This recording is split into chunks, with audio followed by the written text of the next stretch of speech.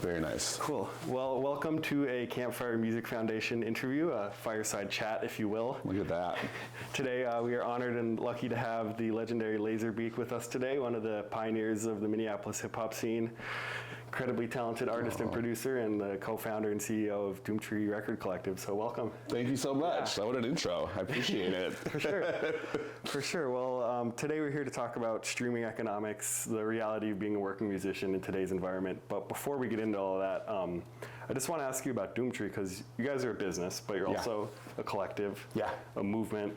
A lot of things, totally. So a dysfunctional family. How did you kind of get that sort of community? What kind of led you to do that in the first place? Obviously, you guys are a friend group, but not every friend group does that. Totally. I mean, I'll give you the probably too long a version. You can cut it down. But, I coming out of high school, like in the year 2000, was really getting into hip hop and kind of just like rolled with a bunch of people in the same boat that were trying to figure out how to make it as well. And so some of us had gone to high school together. Some of us had just met up in Minneapolis, and we all just kind of were like, hey, we should just do this together because it's really hard to do it on your own. And so it truly started as like what felt like 15 solo artists that just came together because mainly no one had more than 2 songs, so no one could perform. But if we had 7 artists each perform 2 songs, then all of a sudden we could fill up a 30 to 40 minute time slot. Sure. So it's just like strength in numbers. Also, if you have 7 people on stage and they each invite like 3 of their friends, then at least you have 25 people drinking at the bar, and maybe the club will invite you back. So it was kind of just like, kind of necessity, and also just like, I don't know, I've always loved crews. I've loved the idea of like community and collaborating with other people and like building something from the ground up together. So it just kind of happened. We didn't ever think we'd get out of the Twin Cities, and like at first, I wouldn't have given us more than a year. Certainly we dropped from 15 to 7 eventually, but that was 20 plus years ago, and we're still active as a label, everyone's kind of doing their own thing, but we've always operated as like an artist collective. So essentially we're here for our artists and our co-owners to do whatever they want creatively. So whether that's like, if Dessa wanted to write a cookbook next week, we'd put out her cookbook. You know what I mean? It just so happens that it's generally art, music, and books and film. So yeah, I'm gonna ramble so much, so you just have to reel me back in. But yeah, that was like how it all started, early 2000s, and we kind of learned. Like I was asked to be in the crew before I'd ever even made a beat or had the equipment to make a beat. POS was just like, you'll figure it out, you're in. And then he took me to buy an MPC, and I started making beats, and then I've been doing that for 20 plus years. So it's kind of just like, I'm a really strong believer in just crewing up with whoever's at your level. There's no need to like spend all your money trying to get some big feature or work with some huge producer. Like, work with your friends and figure it out together. It's so much more rewarding, and also I think it's just easier, and I don't know, that's just kind of like the DIY ethics that I've been raised on that we kind of continue to have. So, it started out as just like a collective of friends. Then all of a sudden you got to put out an album. You're just like de facto a record label. Anyone could be, we could be a record label right now, you know, Fireside Chat Records.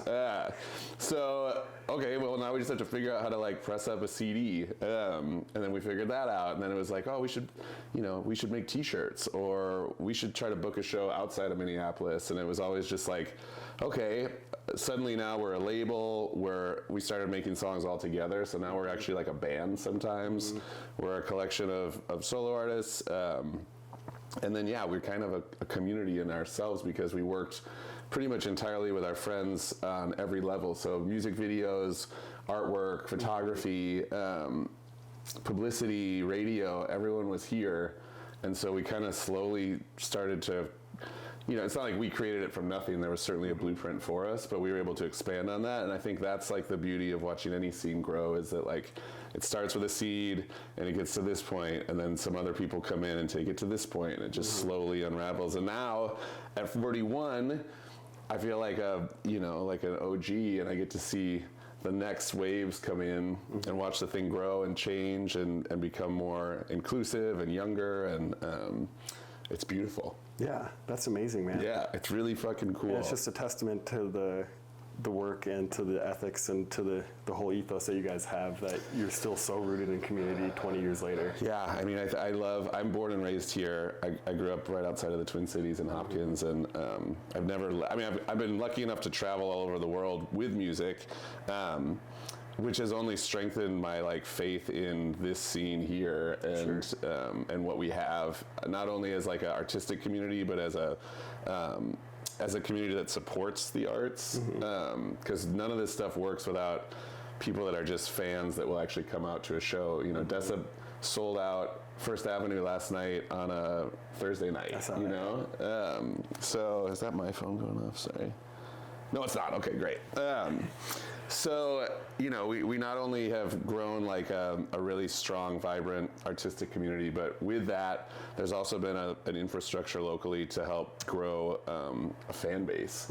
And I don't think there's many other cities that have it as rich as we do here. And a lot of that comes from, you know, everything from the papers and the weeklies covering local music, having a radio station like The Current, or Radio K that promotes local music, supports local artists, having venues like First Avenue and all their affiliated clubs that like take chances on local artists and book them. Like Cedar Cultural Center. Cedar, exactly. I mean, really, it's amazing to watch such a strong network of venues too, because like we were just talking about, there's the Dakota, more for jazz, there's the Cedar that has a lot of world music and all sorts of stuff, and then there's like your typical rock clubs that also now are booking every genre imaginable. And it's not unlikely here, and even since I was young, it's never been unlikely to have a local bill on like a Wednesday night, and it'll be like a hip-hop artist, a bluegrass band, a punk band, an R&B singer, and the place will be packed and everyone's friends. And I think part of that is because we come from a small enough town that like without a lot of industry, so we have to figure it out together. And so that means that we have to like rely on each other and ask questions and hang out to figure out how to do this. And that's kind of how Doomtree was born. So when you guys are starting off in the early 2000s, obviously the landscape of the music industry was very changing. You had piracy battles going on, you had all this sort of stuff. How did you guys approach making music, releasing it digitally, pressing vinyl on your own, and all that? I mean, so the first, when we started, it was still very much a CD world, and digital hadn't quite hit yet. It was right before piracy started. It was right before like LimeWire and Napster and all that. And so we were pressing CDs, and it was the glory days. Unfortunately, we started at the very end of that. I wish I'd been around in the 90s for that. But you know, you could press a CD for like $1.50 and sell it for 10 or 15 bucks. Like that actually was money in your pocket to allow you to like book shows and go on tour or to fund the next project. Especially if you own all your own masters. Exactly, right? So we were, you know, we own everything, we make everything. And so every dollar made is ours. Every dollar spent is also ours. But so that was like, I remember, you know, the first couple tours, Sims and POS were going out, and Sims was opening up, and, you know, probably playing to like 150 people a night, and he was selling like 60 CDs a night. So that means like over a third of the people were actually putting that money down, and it kept him alive on the road. Then piracy starts, but the nice thing is that iTunes exists first as like a place where people would actually buy a digital album. And for us indies, it took us a bit to figure out how to actually get our music on those places, because it wasn't, back then there wasn't like a DistroKid, so it took a while to figure it out. You know, if you didn't have major distribution, which we didn't have. But once we did that, it was like, again, glory days for like 2 years, right? But like anyone in the entire world now can buy a record for 10 bucks. It costs us nothing to press it, actually. And yes, iTunes is going to take 30%, but still, it's like very little work. And all of a sudden with the internet, like, you know, we're seeing sales in the Ukraine and in Singapore. And I just remember the first time the monthly drop came in from TuneCore for digital sales, and it was just like, oh my God, it was thousands of dollars. And I was like, we're gonna make it. Like we're gonna keep making records. Like this will fund the next 5 projects or whatever. So then it was like, you know, I remember we put out the first Death album, and that was when I first saw the money, digital money, and I was like, yo, we're like an actual label now. It wasn't like hundreds of thousands of dollars, but it was enough, especially at that age. We were all scrappy and working, you know, I was delivering pizzas. Most people were in coffee shops. Like, it was enough to keep us going and to fund our passions. Then piracy, which still in the beginning was okay because people were discovering us, like, you know, before the internet. And I existed in bands before essentially the internet. Like, the only way for people to hear about you was either if they happened to come to a show, or if like you were lucky enough to get a zine to write about you, you know, and they picked it up at the record store. So, you know, with all this stuff, you know, we're making our first music videos. People are seeing it all over the world. They're passing it around. We're starting to play more shows, major. And so even then with piracy, at least the word was traveling, and all of a sudden we were seeing more sales. We were able to take the money we're making off digital, make more merch, sell it on our web store, and that would kind of offset the cost of people downloading the record for free. Sure. And so that kind of gets us to that level where we're like, okay, now the CD sales are dropping, the iTunes money's up, but it's dropping because of the piracy, and that leads us into the streaming era of like Spotify. I mean, I remember when Spotify came to the States, No Kings had just come out, which was our big first crew album, or, you know, collaborative, I'd say, crew album. We played the Spotify offices in New York City to, like, you know, the 30 people that worked there, and we hung out. We all got free Spotify accounts. We were like, this is sick. But that was before we knew how the money was going to all shake out, you know? So in those days, it was still, we weren't giving our albums to streaming services until like 2 months after they'd come out. So we'd incentivize the pre-order, which is how we have always stayed alive as a label. Like the pre-order concept was essentially like smoke and mirrors to be like, yeah, pre-order it early and you'll get all this cool extra stuff. But really it was like, we don't have any money to press it. So like, give us the money up front so we can go and actually make it. And it was a win-win for everybody, but still it was just such a nice, you know, now there's things like Kickstarter, but this was kind of like for us, the original Kickstarter. So, you know, we'd have our pre-order money, which would basically fund the end of it. And then we'd have the digital money come in from like iTunes, digital albums for a couple months. And then we'd kind of put it up for free on Spotify and all that stuff, SoundCloud, until everyone used Spotify. And then you're like kind of forced, you just kind of like slowly, it was such a slow flip that all of a sudden you're like, okay, it's helpful. Well, you know, maybe people will buy a t-shirt at the show, or they'll stream it and we won't make any money, but they'll come and pay for, you know, you'll figure out a way to make up the money. And it just slowly, it's been this like slow descent into like, there's no money in streaming unless you're Drake, or you have millions and millions of streams. Yeah, right. And now there's zero, like iTunes doesn't even sell digital albums. There's Bandcamp, which God bless Bandcamp, but also I don't know if it's long for this world with the big acquisition. And it's still like kind of a blip compared to everything else. And so you kind of think like digital's gone. As that started to happen, everybody was like, all right, well, we're getting back on the road. Like, we'll just make money from shows. That's okay, as long as you stay touring and touring and touring. Well, that was awesome, except that even before COVID, you felt the kind of the cannibalism, or whatever. What do you call that?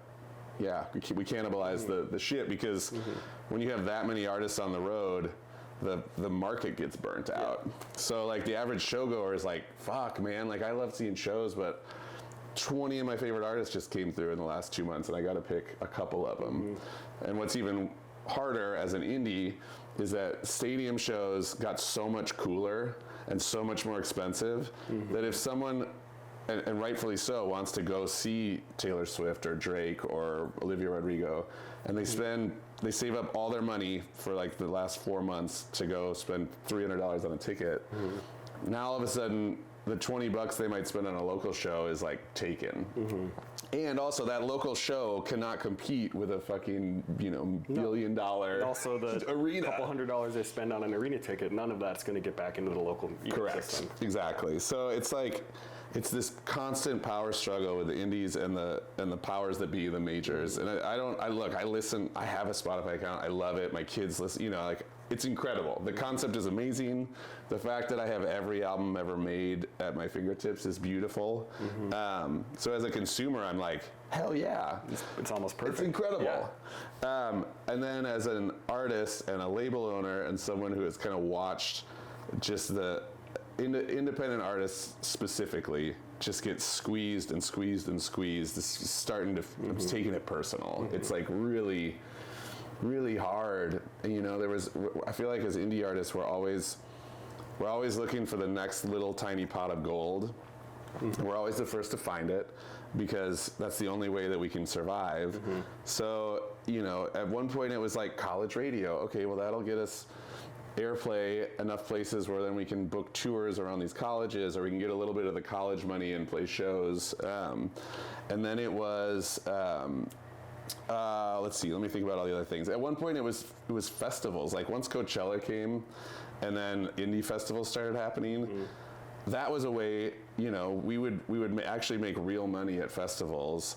And they were still booking independent acts. And Doomtree, which was kind of this like hip hop crew, but was also like influenced by indie rock and all these other genres, we were perfect for festivals because the hip hop festivals would have us, the weird like punk festivals would have us as like the choking hip hop act or whatever. Like we could do it all, and so we could string a living together by playing some festivals, scattering in some shows.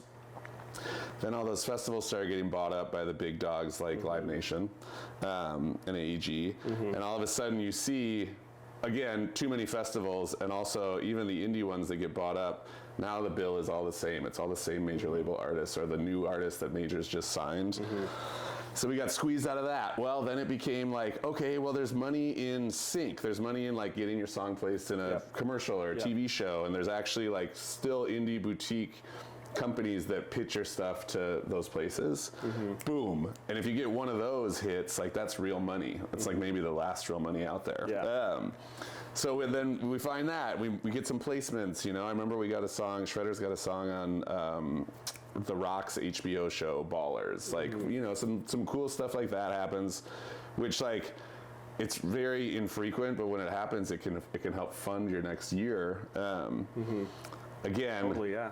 We all then everyone picks up on it, then the majors pick up on it, and it's just like with that level of power, as soon as they sniff it out, they have the money, the infrastructure, the people, the muscle to take it back. So it just feels like this constant, like we get a leg up. Indies even had a leg up with streaming for a second because it really was like, it wasn't just like on your new release radar. It wasn't just major label releases. No. It was like actually, I was discovering new independent music, and now I pull that thing up, and it's because it was owned by the majors. It's just a vehicle for them to like push their new TikTok artists or whatever. So there's no money in streaming. Right. It's like the most depressing conversation ever. There's no money in festivals. Touring's hard.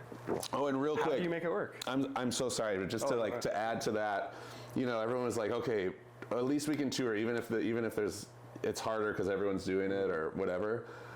Then COVID happened. Like I canceled. So as an artist and a manager of several artists at the time of COVID, I canceled over 150 shows. In a 3-day time period.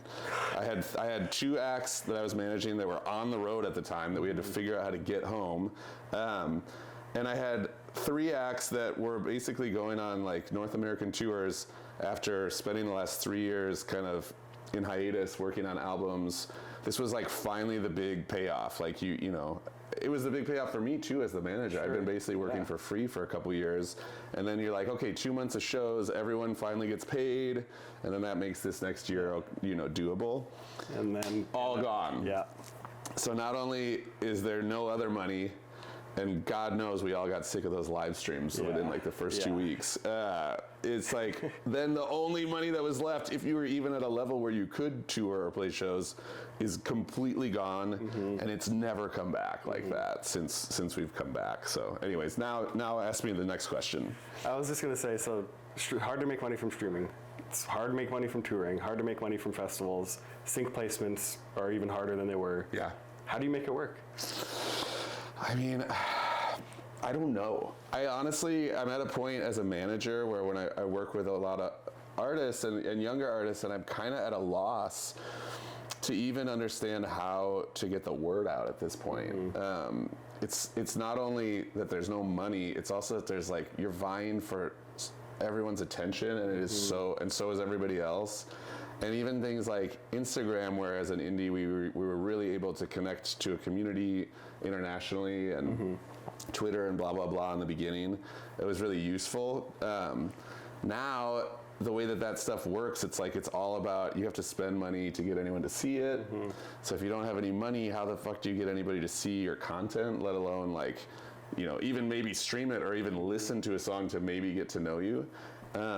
And so the idea of even guerrilla marketing with no money, which I used to be so creative and good at, it's like I can still come up with cool ideas, but it doesn't connect because no one sees it.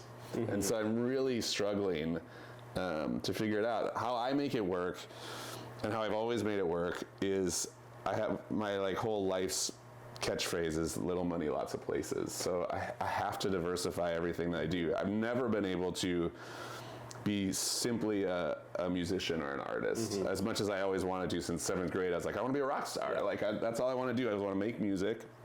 I've never been able to do that.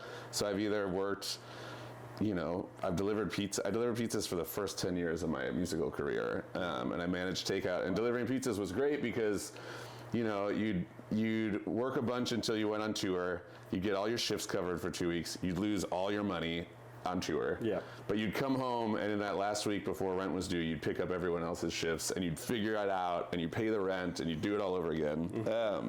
So I've never been, and I try to tell younger people too, like never, especially in rap, there was always this idea that if like you worked a real job, you were like a failure. And there's just no other way to do it. No. So I'm really like, work jobs, like make money to have a solid foundation so that you can then do your art, because unless you're, you know, it's not like winning the lottery, but it feels like it sometimes. Like, and the industry loves to prop up these stories of like overnight success, or like, well, look at Lil Nas X, he just kind of like made a song and then all of a sudden whatever, but like that is winning the lottery.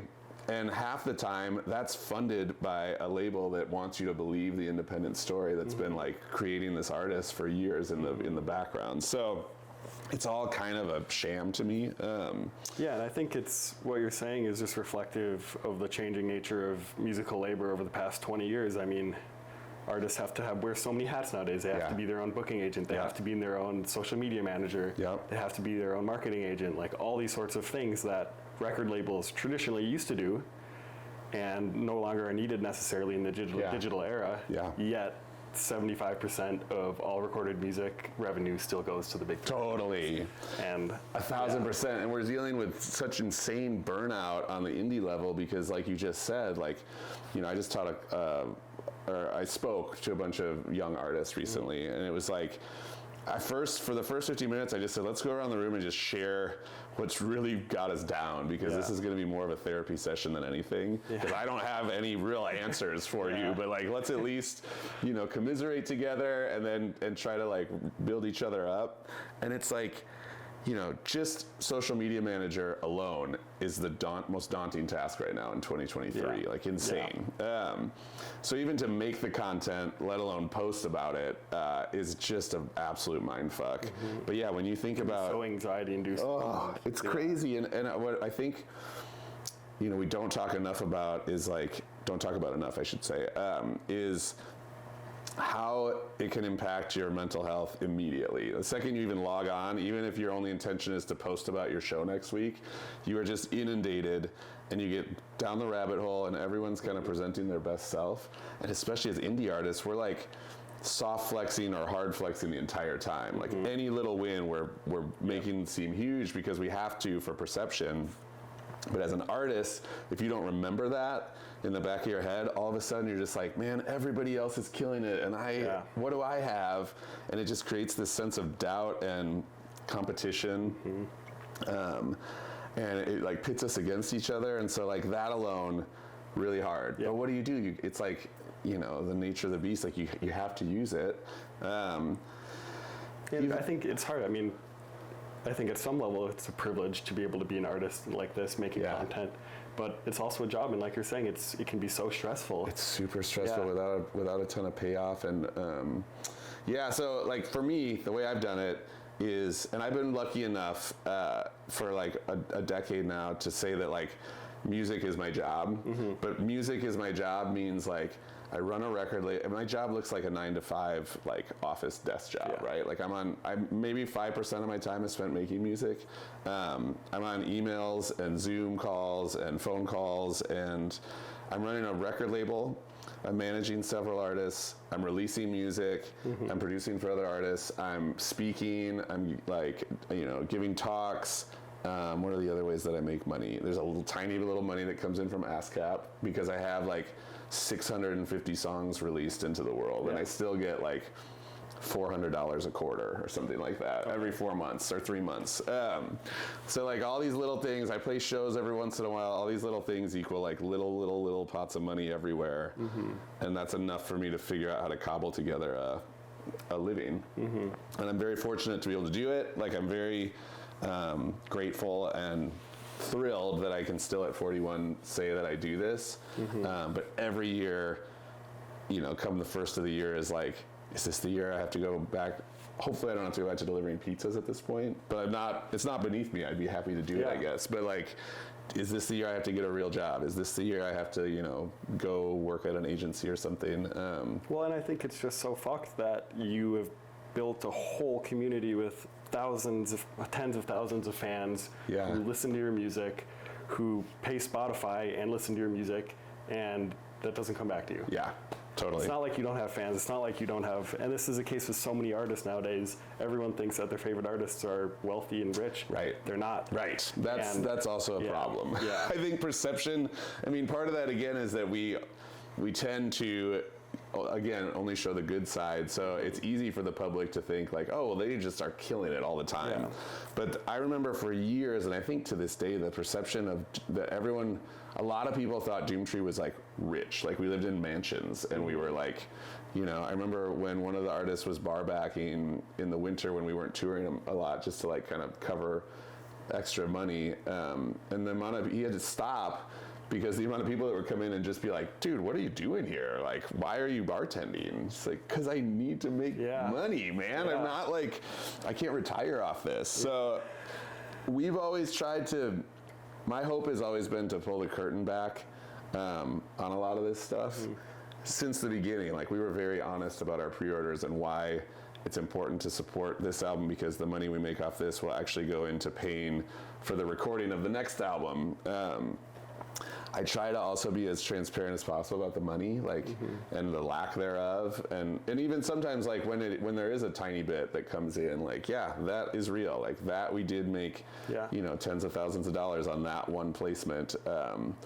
However, that happened once in 5 years, and that just doesn't stretch anymore. No. Not to mention, like, I have 3 kids. Like, this is not a sob story, but like, the $700 a month I could live off of when I was 22 is a billion times more than that now with a family and things like that. So it's tricky. Yeah. Whew, it's tricky. Yeah. Well, I don't know. We got to figure something out. I don't know what, I mean, I know you have ideas. I was also really disheartened to, whether it's true or not, to hear that there's talks of Spotify not even paying artists for streams at all until they reach a certain number. Yeah. I just think that's garbage. It is garbage. And I mean, last year, 90% of all the money they paid out to rights holders went to 1%, the top 1% of artists. So if you so all the money that your fans are paying Spotify to listen to your music, that's going to the top 1%. And because Yeah. So it's just so a system that tricky. extracts, and like you said, it's not just streaming. They found ways to extract revenue from every single aspect of the music ecosystem. But you remember, at the end of the day, music's about community, music's about connection, and about sharing your art with the world. And artists are going to keep doing that. And like you're making it work, and everyone else is going to keep making it work. But at a certain point, it's like something needs to change. I think so. Like what I love about how technology has, in the best way possible, when I started making rap beats, entry level for like a piece of gear to really do that was like $1,000 or more. I remember like I was fortunate enough to have a mom who fronted me, and dad, they fronted me $1,200, and I worked it off at my movie theater job over the summer. But without that $1,200 in hand, I couldn't have gotten the thing that allowed me to make the music, right? Nowadays, that has become not a barrier for people. Like if you can figure out a way to get any sort of, like if you have a phone, if you have anything that can access the internet, or even if you could go to the library to access the internet, you can make music. And you can record it and release it. Which is incredible. It's such amazing. Yeah, that's like the most incredible thing ever. I'm so glad I live in a time where I watched that happen. Then, on the flip side, there's what we're talking about. You know, so it's like how do we double-edged sword. Yeah, how do we level that out somehow? You know, and also, I mean, I did used to say it felt like something was going to have to give in order to kind of like, I don't want to say like population control, but like, it's like it's a beautiful thing that so many people can make and release music. There is a tipping point, I think, where it's just, do you know the stat of like every single day how many new songs get uploaded to Spotify or something like that? It's like a couple 100,000, right? Yeah, it's insane. Maybe a week. It's like, I can't keep up, and I like am insanely passionate about new music, like checking new things. I'm still like always looking for stuff, and I can't keep up. So let alone like the average person that might like listen to the radio still and like check Spotify occasionally. Like it's just too much, just like a lot of the internet, right? It's like we cannot keep up this pace. So at some point it may be one of those things where it does kind of weed some people out who have gotten into it maybe for some of the more wrong reasons. I don't know, that sounds like a mean thing to say, but like, you know, how some people start bands because they want to get girls, or they start, you know, they want to get famous, or they want to get money. Like, as that is just less and less of a thing that is possible to happen, I think maybe some people will go different directions, which might free up a little more room for the people that are really passionate about it. But that, even saying that, feels not true. That feels like a real like a wish that I have, but I don't think that there's a way for that to work either in the current system. So to take it back to what you were saying earlier, it sounded like kind of at the early days of the digital music revolution, like iTunes was working for you a little bit. Like you guys were stoked that like Spotify was inviting you to your studios. It sounded like you had a pretty positive outlook on streaming. When did that change? When did you realize that this isn't working? You know, at first, like, I don't think there was ever a time with Spotify where I was like, yes, this is awesome money-wise, right? It was a thing where it was cool to see. I remember SoundCloud even, like, it was free, but it was cool when we would drop a new song to see like tens of thousands of streams and just know at that level that there were that many people listening. And that was enough, mainly because there was still money coming in from iTunes for the album sales. So it was really where I realized it wasn't working was when I started seeing the iTunes money drop. And so you're like, oh, and it was pretty quick and it was pretty noticeable. You know, you put out a new album and you kind of rely on those first couple weeks sales to kind of get you through the next 6 months. And when that started dipping, but then I could see like the streams are looking crazy. You know, all the like intel is that like people are loving this record. They're listening to it all over the world, and they're listening to it a lot. And then it was just like, but barely any of them are buying it. And these streams are crazy, but like when I see the accounting at the end of the month for all digital sales, I'm like, the money at the end total is low. And then we start to feel it at a level where it's like, oh, we can't actually go record at that studio on this next one because we're not making enough money to do it. So then you have to get really scrappy, like, we can't make enough music. We can't make a music video this time around because we don't have that extra money. We can't dump this into cool packaging. Yeah. Like sometimes we couldn't even press it on vinyl or make physical products just because there wasn't enough in the bank. So I think in that time period, I wish I knew the actual year. It was probably early aughts where it really started to be like, maybe mid-aughts. Okay. Where you're like, ooh. And then by, 2016, 2017, it was like, oh man, this isn't going to get better. And then every year, the pandemic has just been a blow. So, yes, I love that, obviously, for a billion reasons, I love that we're not in the middle of a lockdown with COVID. However, I don't, everyone's like, oh, this is the year, like everything's going to come back to normal, or people are going to come out twice as hard. Like, not true. We're all still adapting to what it's like to be a social being in physical form, and I think we're going out less, and I think we're a little more picky about what we do go see, and also just like, I think a lot of people, and I might be biased because I spent so much of my life seeing shows, but I think once like that shows were taken away, people got used to not going to shows. It wasn't like, oh my God, all I want to do is go to 1,000 shows when this is over. It was kind of like, oh, actually, I don't really miss staying out until 2 in the morning and whatever, paying $100 at the bar. And so I do just think it's different. And I don't know if it will ever not be that way or if it will ever go fully back up here. I do believe like I've been releasing music since I was probably 14. Okay. So that's like, whatever, almost 30 years, right? I've seen a lot of shit change. And at no point have I ever stopped, right? And even if I would have to get a job, I wouldn't stop. COVID taught me that I think I am a lifer. Like I need to make music in the same way because it makes me feel good in the same way that like getting 8 hours of sleep makes me feel good, or working out occasionally or makes hanging me out feel with your kids. Yeah, hanging out with my kids, like, having a good meal, just like the same way that makes me feel good, making music makes me feel good. If all the money goes away, which it actually did for 3 years in COVID, I still have to make it. So that feels really good. That was almost like a renewal of the vows for me as an artist and someone who had probably gotten used to treating being an artist as a profession. I was able to kind of reconnect with like, this is just me. This is who I am. It's in me, whether there's money or it's my job or it's my hobby or whatever. It's just, I want to do it. And I think that will never change for the people that do this stuff. However, I think there will be less great art because there won't be the means to create great art. There won't be the space or the funding, even just like, I can't just like go from here over to a studio right now and make something out of thin air. I need to like have a little time to get inspired. I need to like, for me, I watch a movie or I go for a big long walk, or I need to have some space to get into a creative zone, and then I can be creative.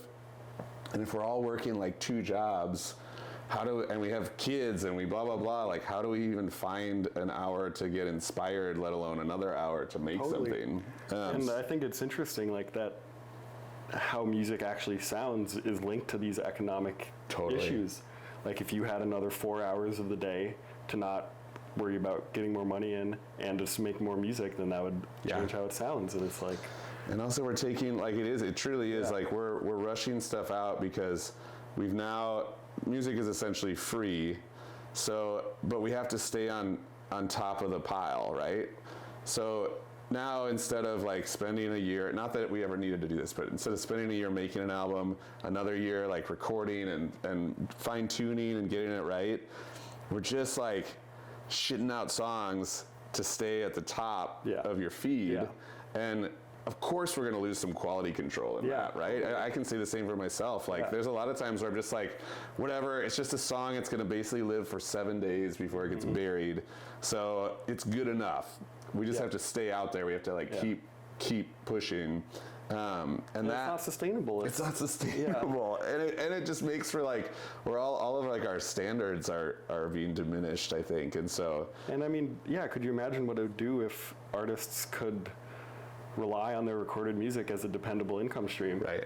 and actually make music as a living instead of having to be all these other hats that they have to wear. Yeah. And I mean, the old idea in my mind was like, every album I put out is just another revenue stream for me. Like, it only gets bigger. Granted, it'll be tiny bits of bigger.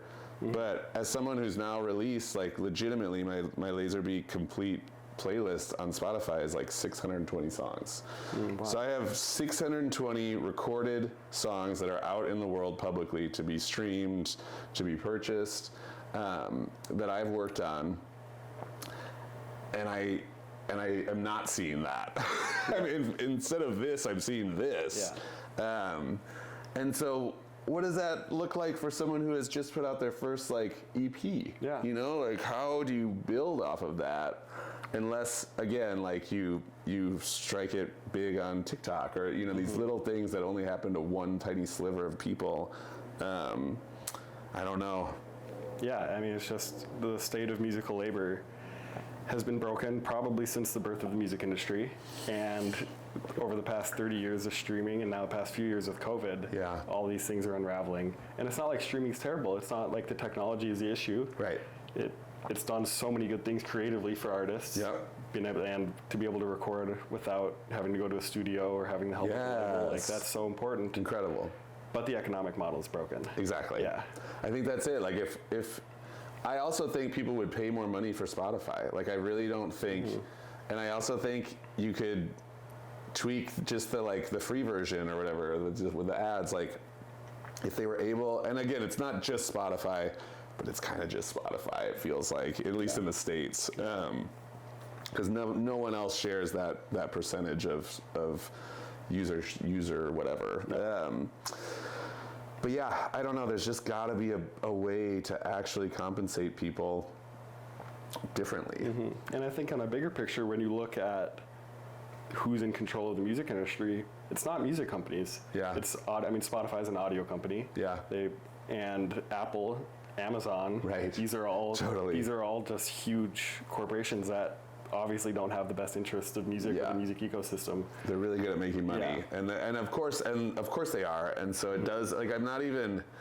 It doesn't surprise me, but I am actually a little surprised at how easily we all kind of got taken for a ride. I just think like there's so much of like we get fed these like stock answers every time something like this happens, right? Oh, well, think about this though. It's going to be really great. It's like, you know, exposure, or more people are going to check you out, or you'll make money this way. And it's all just like kind of garbage to like get you to grab on. And then as soon as they start dragging you along, you realize, and then all of a sudden it's too late. Like the car's going too fast that if you let go, you're fucked. So. And like, where's the negotiating power? Because like if as a musician, if you stop making music for a month or 2 months, then somebody else does it instead, right? Yeah. There's no bargaining. There's no like, I mean, I just don't, even if like 90% of artists pulled their music from Spotify right now, I think it would still be fine because there's that much music out there. You know what I mean? Then like, well, and last year, I think it was 60% of Spotify's total revenue came from music before the year 2000. Wow. Yeah, I mean, I think about it at my age, the majority of friends that I know that aren't like musicians or continuing to do this type of arts life, you know, and I think the stats are like most people kind of tend to listen to the music from 15 to 25 the rest of their lives. Like you just lock in. So it makes sense that you would still be at 40 listening to like Dookie by Green Day or something, you know? So what else besides the economics? What else is either working for you or not working for you with streaming? In terms, I know a lot of artists don't love the fact that Spotify takes your marketing rights. Yeah. They're not necessarily super transparent in how often they pay you, etc. Yep. God. I mean, the big one is the no money part. Yeah. I think the one thing I do like is being able to see concerts on someone's Spotify profile. Yeah. I think that's great. I actually use that as a consumer, like, oh, let me see when they're coming to town. And I think a lot of times I wouldn't take the extra step to like go to their website or something to look at that. I think that's cool. I really think that like the follow button is great. I think if they were to promote that more, so that, because if someone clicks follow on me, when I put out a new song, it will show up in their personal like Friday new music thing. And that I think is great. I use that for artists that I like. So like there's so many cool features of the platform. I really don't have a like, fuck this for much more than just the money. I actually may not even know about what you're talking about with the marketing rights. What is that? Okay, so like in the past, I've talked to artists who, when they upload their music to Spotify, and a label uploads their music to Spotify, then they say, okay, if your music's on our platform, then we're allowed to use you in our marketing. Oh, I see. So they could use your photo, they could do all that stuff. And they can use your album picture. Got it. Without paying you anything. Yep. Yeah, I don't think I'm big enough to have to be upset about that, but if I was, yes, I would be upset about that. For sure. Yeah. And so you get paid quarterly by Spotify? So we work with DistroKid, which is like a middleman digital distributor. So we get paid monthly, but they combine everything from all platforms in that. Yeah, sure. So I don't know exactly. I'm sure if I looked into it, I could tell you. Yeah. But yeah, it's not the easiest to figure out. So I think you identified a lot of issues. Where do we go from here? What needs to happen if music is going to come back out of COVID stronger, more creative, rooted in community? Yeah. How do we make those things happen? Oh man, I mean, I think talking about it is number one. So like these conversations and specifically more and more artists starting to share the actual struggles, which we are seeing more and more, especially when it comes to touring. Like you're starting to see even bigger artists say like, hey, I'm canceling this tour. If I didn't, I would lose like $100,000, and even like the big artists where you're like, oh wait, really, them too? Like Santigold. Yeah, totally. So like more and more of that, I think will slowly cause a ripple effect for people. You know, it's just recently happened where indie artists are starting to talk up about how venues often gouge a percentage of merchandise sold at a show, and how that's really hard if you're an opening act and the venue's going to take 40% of your t-shirts, because they don't think about how much it costs to make those t-shirts. They're just taking 40% off the top. So, and it is hard for especially independent venues because they're struggling too. 1,000%. They get screwed over by Ticketmaster. 1,000. Like that one's tough, but it is nice to at least hear that on both sides. It's cool to hear the venues talk about that too. Like, hey, but actually we have this to worry about, and everyone's like, oh, okay, shit. That also speaks to like how all independent stuff is struggling because of the big dogs. So if we all start talking more about it instead of kind of keeping it secret or sugarcoating it or pretending that we're doing awesome, I think that will help just allow the average listener to realize, oh, well, that's not cool. I didn't know that. I just thought this was great and everyone was getting money because I listened to their music, right? So I think it does kind of grassroots start with that. Yeah. Then, I mean, I don't know. Like, I think about a country like Canada where for as long as I've been in music, there's been a lot of government funding for the arts. There's definitely a policy side of this whole thing that if these issues are going to get fixed. I think there has to be some money. Not that I'm holding my breath for it, but like, the reason why I met so many Canadian bands and have seen them on tour is because the government subsidized their tours. Like, they paid for their tour van. And if you look at the Canadian model, they even pay for artist housing. Yes. They subsidize their food. They subsidize all these sorts of things. Totally. Music videos, all the studio budgets. So that is like... So, because when you recognize music as a facet of public health and public well-being, then it's like, oh, the government should be investing in all of this. And especially as knowing that it can be a great export. I know that America, or the United States is different because like everyone looks to us for art and always has, and you know, maybe always will, who knows. But so obviously a smaller country looks at a service like music as an actual export, where they're like, this is, you know, like Sweden with ABBA, right? Like, they're like, yeah, this actually helps people learn about our country and blah, blah, blah. Whereas we don't have that incentive because we're like the big USA and people always check for us anyways. But yes, I think that's like a huge, right up there with talking about it is like figuring out how to fund it. That isn't just now artists pleading with individual listeners and consumers to like do even more than they're doing just to help us out.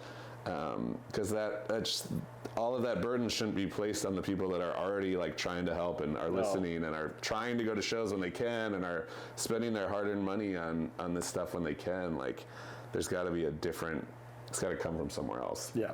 Because I think that's the thing is we're squeezing the fans so hard right now that everyone's burnt out. Yeah. You know, it makes even me as a fan be like, fuck, man, I don't even want to look at social media, or I don't even really want to like go on to Spotify because it's almost a bummer sometimes. Yeah, so, totally. Figuring out ways to just kind of like take some of that pressure off of everybody, I think would go a long ways. So huge windfall of cash. Yep. would help. Yep. And I think we keep coming back to this, but the economic model needs to change. Yeah. We don't know what exactly that looks like, but it starts with having these conversations. It starts with educating fans about these issues. And yeah, we have power as artists and as music community. Like, this is where all this shit happens, and these guys take all the revenue. Yeah. But like, all the value, the real value is here in the work you're doing and the work that all the working musicians do. Totally. Yeah. I think so too, yeah. And then not to like, you know, these conversations are so good to identify problems and commiserate, and then also like at the end of the day trying to find some, like I have a gratitude journal I write in at the end of the night so that I don't get too cynical or callous. And so yeah, still remembering the good stuff, right? Like, and what a gift it is to be able to be a musician still, whether or not you work a real job or not. What a joy it is to play a show in front of 5 people, let alone 50 or 500. Things like that, because otherwise it's almost just like too devastating. And so I trying to find the joy in all this to just keep us afloat is really helpful in these tough talks, right? Yeah, and it's hard. I mean, it's so hard to stay positive. I know. It's really hard to stay positive, and I'm not saying we should always just put on a big happy smile, but yeah, without the like the joking, or even like, you know, there can be hilarity in the commiseration, right? Yeah, like, and it's also like, what do you have left at the end of the day? It's like your music. And that's what you have to be grateful for. Yes. Like, that's what keeps you going. It's a bummer that there's all this other stuff, but think about, like, you know, making music is essentially free. Like the feeling I get, the high that I get in the like 10 minutes after I make a beat, I've never experienced anywhere else. And it's free, essentially. And so like there's things like that I have to just remind myself in order to calibrate all of this and be able to still, like, because I need joy to even create, otherwise it'd be real dark. And like the idea of music is a cultural activity that has been commodified. It's not a commodity that creates culture.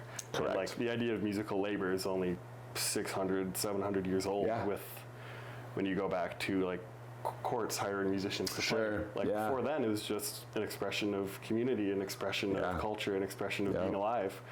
And I mean, it seems like that's what keeps you going. Totally. Keeps you doing this. It was helpful, actually. I mean, I didn't love it, but it was helpful to watch all the money go away, to really kind of face myself in the mirror and be like, why did you get into this in the first place? Are you still into it for those same reasons? Like that check was really helpful for me. It was really hard.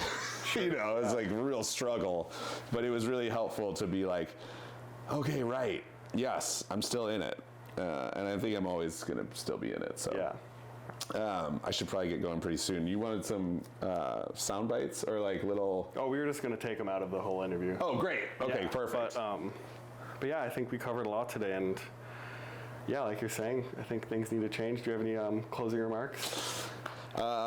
I'm thrilled to be sitting. I'm being warmed by a fire right now. I got a great coffee in me.